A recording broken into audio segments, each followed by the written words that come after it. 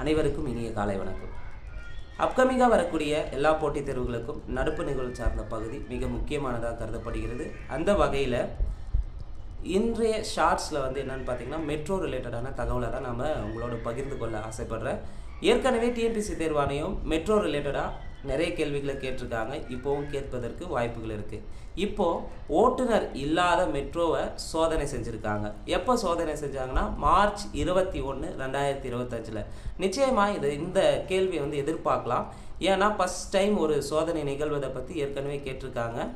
Metro முதல்ல சென்னையில் எப்போ தொடங்கப்பட்டது, எந்த நாட்டு நிதியுதவியுடன் தொடங்கப்பட்டது, அதுக்கடுத்து இந்தியாவில் முதல் முறையாக மெட்ரோ சேவை எங்கு தொடங்கப்பட்டது அப்படின்னெல்லாம் கேட்டிருக்காங்க. அதுக்கடுத்து இந்தியாவில் எந்தெந்த நகரங்களில் மெட்ரோ சேவை வழங்கப்பட்டு வருகிறது அப்படின்னு கொஸ்டின்ஸாக கேட்டிருக்காங்க. அந்த வகையில் இப்போது ரீசெண்டாக என்ன பண்ணியிருக்காங்கன்னா ஓட்டுநர் இல்லாத மெட்ரோவை சோதனை செஞ்சுருக்காங்க. சோதனையில் வெற்றியும் கிடைச்சிருக்கு. 2.5 கிலோமீட்டருக்கு இந்த சோதனை ஓட்டம் நடைபெற்றிருக்கு. பூந்தமல்லியிலிருந்து முல்லைத்தோட்டம் வரையா இந்த சோதனை ஓட்டம் நடந்திருக்கு. நைட் டைமில் வெற்றிகரமாக சோதனை செஞ்சு முடிச்சிருக்காங்க.